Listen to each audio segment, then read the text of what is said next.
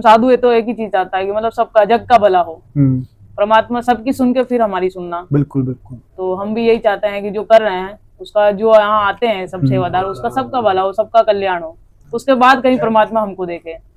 क्योंकि हमारे तो हिंदू धर्म में सनातन में कहते हैं विश्व कल्याण, हम तो पूरे विश्व के कल्याण की बात करते हैं। कल्याण की बात बहुत बड़ी बात है। लोग अपने अपने लिए मांगते हैं, हम विश्व कल्याण की बात करते हैं। तो जैसे आजकल जो सोशल मीडिया का युग हो गया है, हर आदमी सोशल मीडिया पे जाना चाहता है। आपके बारे में हमने जो मालूम चला कि बाबा जी बिल्कुल सोशल मीडिया पे नहीं आना चाहते, सोशल मीडिया के खिलाफ हैं।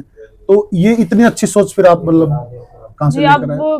खुद मतलब आप बना रहे हो, आपको खुद को मालूम है कि जो भजन है ना, वो भजन के प्रति कुछ मतलब विचार एक जैसे नहीं है सबके इस दुनिया में। तो कुछ ऐसे विचार निकाले जाते हैं ना, तो अपने तो मतलब वो दिमाग में मतलब नहीं बैठता है कि भाई वो ऐसे कोई मतलब किसी भजन के लिए कोई ऐसा अशुद्ध मतलब निकाले।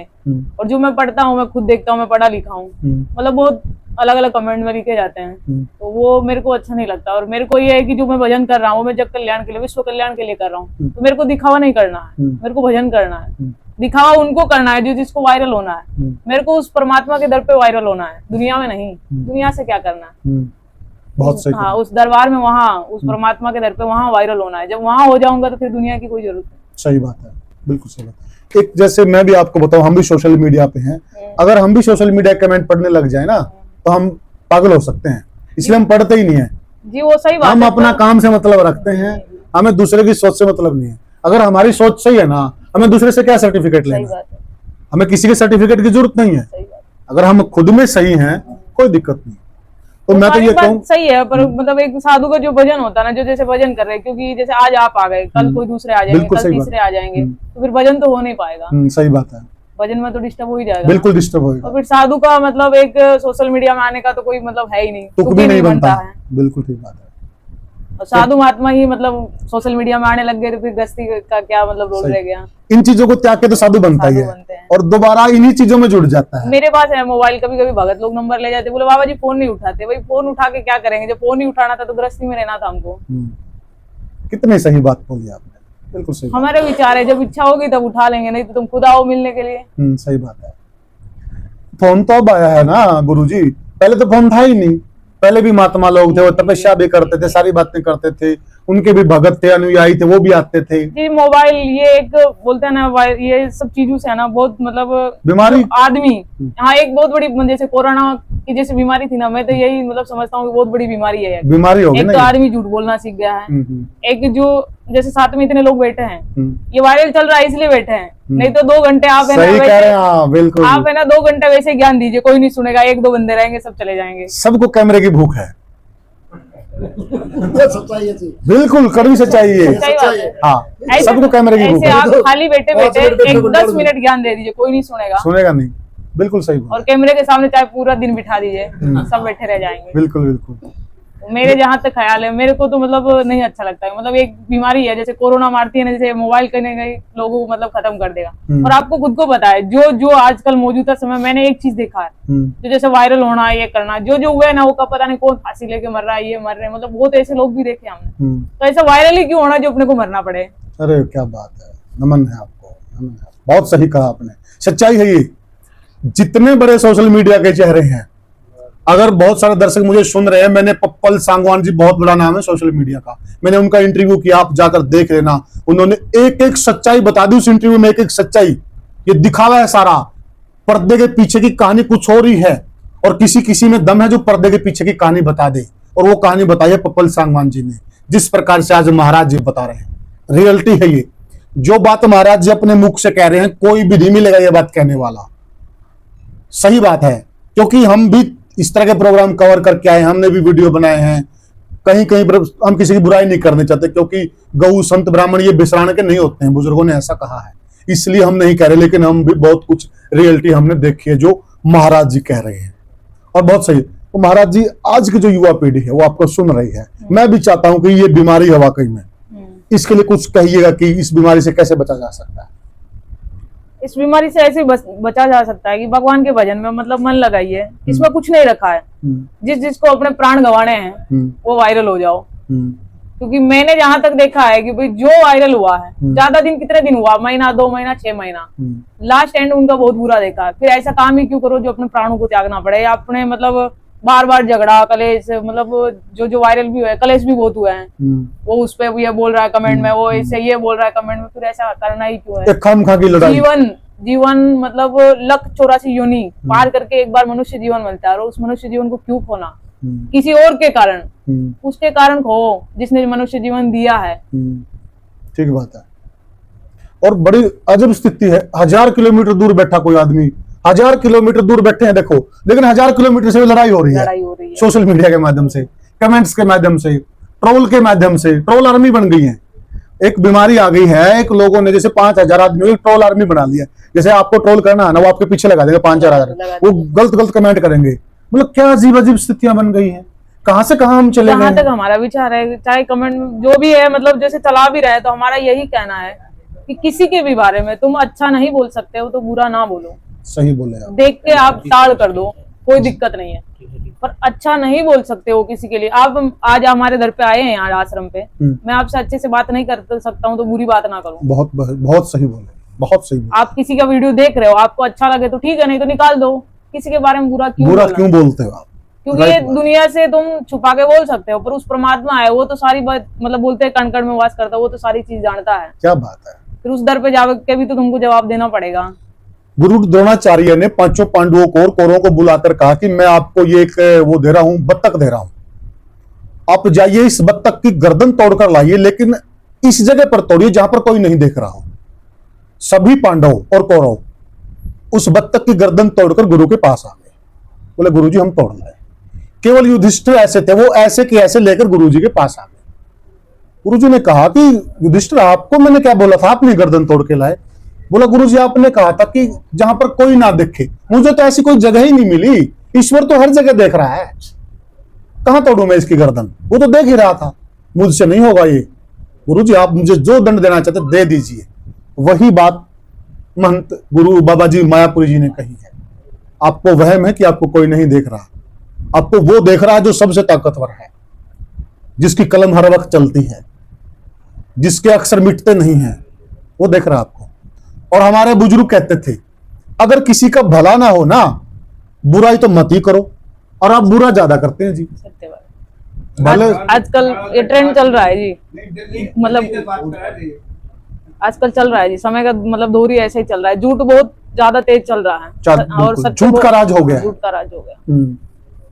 तो जो साधु लोग ज्यादा लाइमलाइट में आते हैं, जो बाबा लोग हैं, जो तबके मार्ग को छोड़कर इस दुनिया में घुस गए हैं, तो ये उचित है साधुओं के लिए? साधुओं के लिए भी उचित नहीं है, तो गृहस्थों के लिए भी उचित नहीं है, और साधु के लिए तो बिल्कुल भी नहीं है। बिल्कुल भी साधुओं को क्या करना है। पर जहां तक मैं आपको नहीं बता रहा हूँ, साधु कुछ साधु हमारे जैसे भी है, ऐसे नहीं कि सारे एक जैसे हैं। कुछ साधु इस चीज के खिलाफ है, फिर क्या करें, मतलब मजबूरियां ऐसी हो जाती है, आ जाते हैं, रिक्वेस्ट करने लगे थे बाबा जी वीडियो बनाने पड़ेंगे।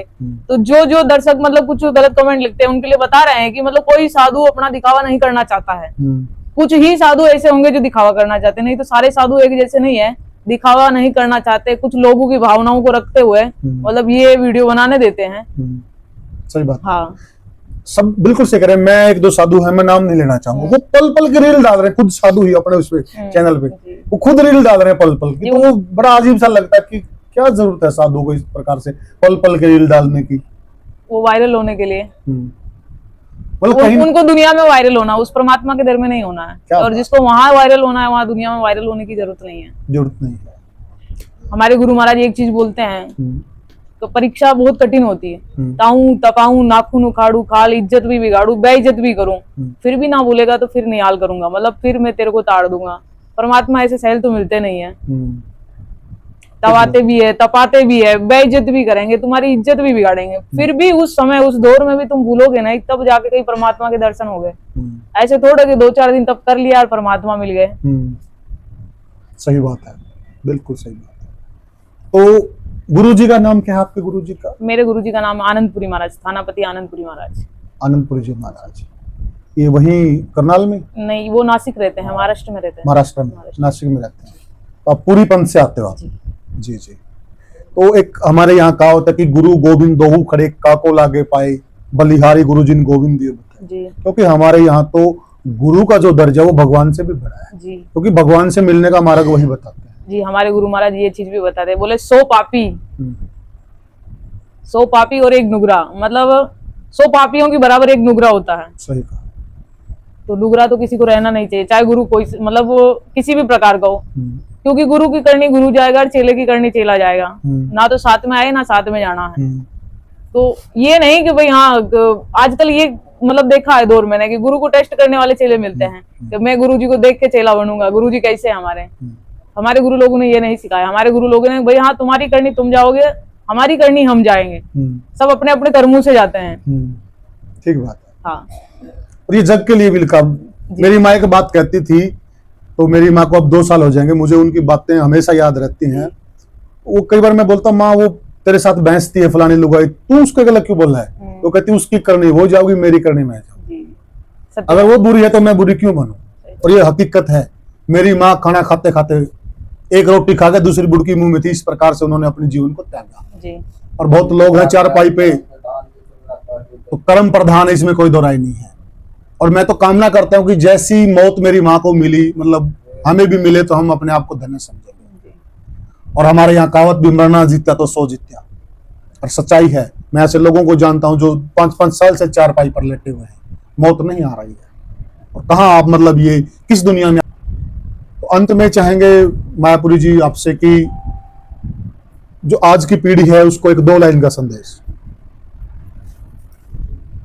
आज की पीढ़ी के लिए तो यही बात बताना चाहता हूँ मैं, जो ये बीमारी है, जैसे मोबाइल गेम से दूर रहिए, कुछ करिए सनातन के प्रति, कुछ मतलब करिए, खड़े होइए। जो एक दूसरे की निंदा है वो करना बंद करिए। भगवान के प्रति जो अपने सनातन में जैसे पहले लोग जुड़ के रहते थे, वैसे मतलब ये लड़ाई झगड़ा, कलेश, मरना, काटना, पीटना। और सबसे बड़ी बात ये है कि जैसे मैं साधु बना हूँ, मैं सन्यास में आया हूँ, तो मेरे को पता है कि मतलब एक लड़की साधु बनना मतलब इतना मतलब कष्टदायी होता है, पूछिए मत। मतलब मैं हर एक दौर जो मैं कही हूँ शब्द, वो हर एक दौर से गुजरा हूँ मैं। मतलब कहीं ना कहीं एक परमात्मा, मतलब मैं मेरे मन से मैं मानता हूँ कहीं ना कहीं इस दौर में अब आके मेरे को ऐसा लगा कि कहीं परमात्मा मिले हैं मेरे को। जी जी जी। नहीं तो मतलब सारे सब एक जैसे नहीं है, मतलब बहुत हर एक परिस्थिति देखी है हमने। तो मैं जहां तक कहना यह चाहता हूँ, जैसे विक्रमादित्य जी को शनि भगवान लगे थे, तो इतने मतलब क्रूर रूप में लगे थे कि लास्ट में जब विक्रमादित्य जी संपूर्ण परीक्षा दे दिया था, तब वो बोले थे कि भगवान जैसे मेरे को लगे हैं आप, वैसे इस दुनिया में किसी को मत लगना। क्या बात है। नहीं तो आपको मानेगा नहीं कोई कलयुग में। तो इस दौर में मैं भी ये कहना चाहता हूँ कि जैसे वैराग्य उत्पन्न मेरे हुआ और मैं सन्यास जीवन में आया हूँ, जैसे परमात्मा इस कलयुग के दौर में और किसी को ना आने, क्योंकि लड़कियों के लिए बहुत कष्टदायी है। मेरी हिम्मत नहीं हो रही पूछने की, मैं पूछना चाह रहा था आपसे वो सवाल कि लड़की होकर साधु रूप में आना एक अपने आप में बहुत बड़ी चुनौती है, परंतु आपने इस बात का जवाब स्वयं ही दे दिया। और सच्चाई है साथियों, क्योंकि आज है ना हमारी निगाहें है ना, निगाहें हमारे नग्न हो चुकी हैं। सच्चाई तो ये है, और हम नजर हमारी नग्न हो चुकी है, हम नग्नता ही देखना चाहते हैं और दो समाज में निकालते हैं। और इसीलिए जो साधु बाबा मायापुरी जी ने कहा ना, सच्चाई है ये। और बहुत बड़ा जिगरा चाहिए, बहुत बड़ी हिम्मत चाहिए। महिला रूप में तप करना, साधु जीवन में आना अपने आप में बहुत बड़ी बात है। तो बहुत चैलेंज रहा होगा आपके लिए, तो बड़ी चुनौती रहा होगा। बहुत ज्यादा।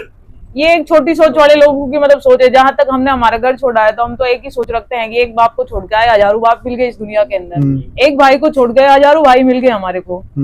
जहां तक सोच अच्छी है तुम्हारी, तो आपके लिए एक छोटी बहन समान है, छोटी मतलब पोती समान है, मतलब एक वो है आपके बेटी समान है। और आपकी सोच ही गंदी हो गई है, तो फिर तो उसके लिए कुछ नहीं है। और जो एक साधु के प्रति, एक साध्वी समझ लो आप, उसके प्रति ऐसी कोई गंदी सोच रखता है, तो मैं तो ये सोचता हूँ कि उसके घर में जो बेटियां हैं उनके प्रति भी वो ऐसी सोच रखते हैं। क्या बात है। निश्चित वो कलयुग का और नरक का भागी है। आपके घर में, आपके मतलब परिवार में आपके घर में बेटी पैदा हो सकती है, तो एक साधु के घर में एक बेटी पैदा क्यों नहीं हो सकती? क्योंकि ये भी परिवार है एक। ठीक बात है। तो जो सोच है, उस सोच को मतलब युवा पीढ़ी से, मतलब जो जग के जो लोग हैं, जग कल्याण के जो करने के लिए जुड़े हुए जो लोग हैं, उनको सबको ये चीज बताना, अपनी सोच को सुधारो, अपना नजरिया बदलो जी। आप सोच बदलोगे, नजरिया बदलोगे, तो अपना आप सारा परिवर्तन हो जाएगा। ठीक बात। और जब तक आपका नजरिया नहीं बदलेगा, तो मैं तो यहाँ चाहता हूँ जहाँ आपका बाहर नजरिया नहीं बदल रहा है, तो आपके घर में भी नजरिया कभी नहीं बदलेगा। आप किसी और की लड़की के बारे में ऐसा बोल रहे तो हो सकता है आपके घर के अंदर भी यही बातें हो रही है। बिल्कुल ठीक बात है, ये शीशा है जग, ये हमें वहम होता है। सभी दर्शकों का मेरा नमो नारायण। जहाँ तक है हमारी मतलब सोच विचार है, जहाँ तक मैं कहना चाहता हूँ, अपनी अपनी सोच अच्छी रखी है। जब सोच अच्छी रखोगे तो सब कुछ अच्छा है, सोच ही अच्छी नहीं है तो कुछ अच्छा नहीं इस जगत के अंदर। इसी शब्द को मतलब कहते हुए मैं अपने शब्द को विराम देता हूँ। एक चीज और बोल दो, ये वीडियो देख के और भी 20 लोग आएंगे कल, ये बोल दो, नहीं तो आएंगे लोग। हाँ। आप ही बोल दो, नहीं तो 20 मतलब लोग। दर्शकों से ये भी चीज कहना चाहता हूँ, यहाँ कोई वायरल होने के लिए वीडियो नहीं बनाई जा रही है। आज आए थे हमारे बड़े भाई है, इनको भी मतलब बहुत मना किया था हमने, मतलब हम आना नहीं चाहते थे किसी प्रकार, क्योंकि हमने ये सारी चीजें देख के मतलब इनसे बहुत दूर रहना चाहते हैं। तो इन्होंने हमारे गुरुजी से रिक्वेस्ट कर दी है, और जहां तक गुरुजी की बात है तो गुरुजी का मतलब आज्ञा का पालन करना तो हमारा फर्ज बनता है। गुरुजी की आज्ञा तो मतलब बोलते हैं कि ये तो बोल तलवार भी मतलब गर्दन पे रख देंगे ना, वो भी कटवाने के लिए तैयार है। तो गुरुजी की मतलब आज्ञा का पालन करने के लिए हम आए हैं, और यही शब्द मतलब कह के मैं अपनी वाणी को विराम देता हूँ। ओम नमो नारायण। ओम नमो नारायण।